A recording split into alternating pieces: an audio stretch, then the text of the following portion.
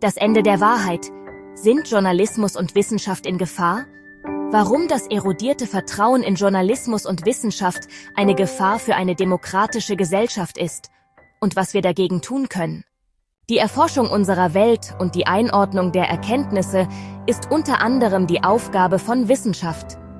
Ihre Erkenntnisse sind Grundlage des gesellschaftlichen Diskurses. Wenn allerdings Tatsachen wie der Klimawandel geleugnet oder relativiert werden, wird der Wissenschaft die Basis entzogen und das Fundament unserer Demokratie erschüttert.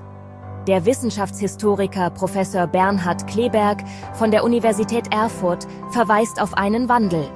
Das Vertrauen in die Wissenschaft erodiere. Doch woher kommt der zunehmende Hass auf die Wissenschaft?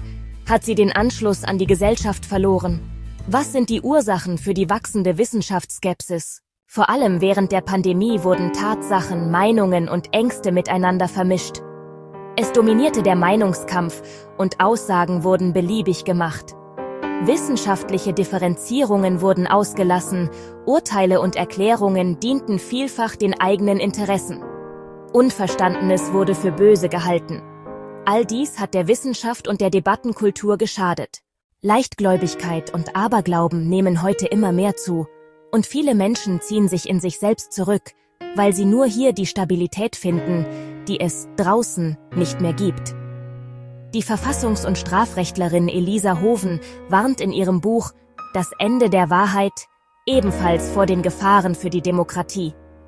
Die Verbreitung von Falschinformationen würde zu Polarisierung führen und das Vertrauen in Institutionen untergraben. In der aktuellen Lage sieht sie eine akute Gefahr für eine offene Gesellschaft und fordert dringliches Handeln, samt das B, Verschärfung des Strafrechts, mehr Medienkompetenz. Auch der Literaturwissenschaftler Georg Mein widmet sich in seinem Essay »Das Prinzip Universität«. Warum Demokratie Wissenschaft braucht, der Krise der Universität und Wissenschaft in Zeiten von Fake News und Populismus. Er zeichnet die Geschichte der Institution von der Humboldtschen Idee bis zur Gegenwart nach und fragt nach den Funktionen, die eine Universität heute erfüllen muss, um einer demokratischen Gesellschaft Orientierungsinstanz und kritische Stimme zugleich sein zu können. Diese 3 Grundprinzipien würden die Universität als Institution stärken und dabei helfen, sich gegen eine Vereinnahmung durch Politik, Ökonomie und neoliberale Tendenzen zu behaupten. Reflexion, Rationalität und Selbstkorrektur.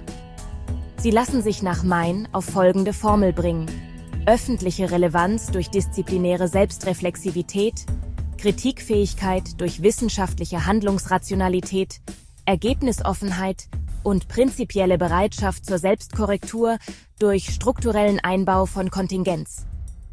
Gerade weil wissenschaftliche Praxis auf Argumenten, Belegen und der Bereitschaft zur Kritik beruht, fördert sie jene Form von Öffentlichkeit, ohne die eine demokratische Gesellschaft nicht bestehen kann.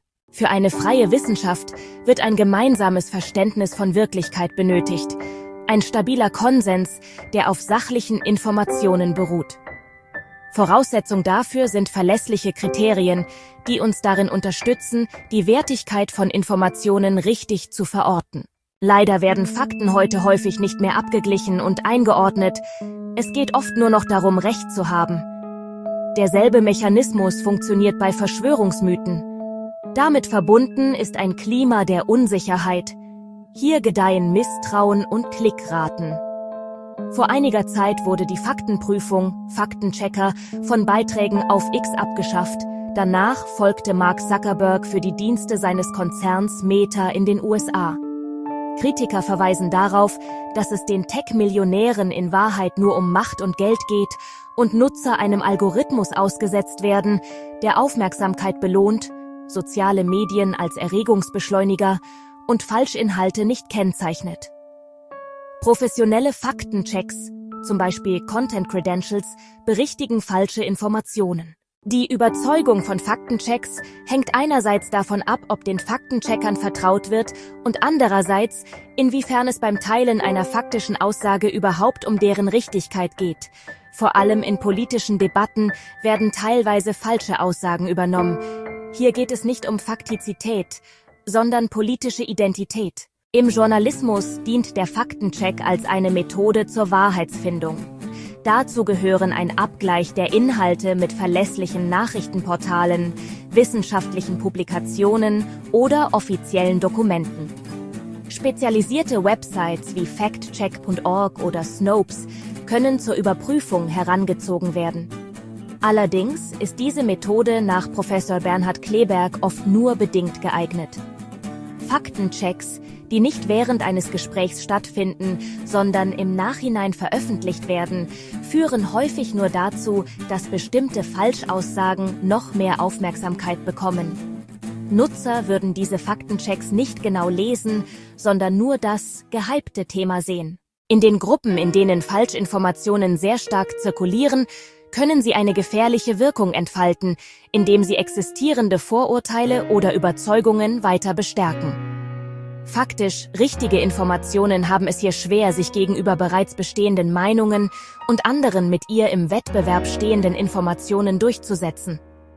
Diese Entwicklung führt dazu, dass sich immer mehr Menschen vom Qualitätsjournalismus abwenden. Doch seine Förderung als Servicemodell ist unabdingbar. Es braucht zur Sicherstellung der Wertigkeit von Informationen Redaktionen als Filterstationen, die Informationen kuratieren und priorisieren sowie kritisch bewerten, eine zielgenaue Auswahl treffen und Zusammenhänge aufbereiten. Auch das gehört in den großen Kontext der Nachhaltigkeit.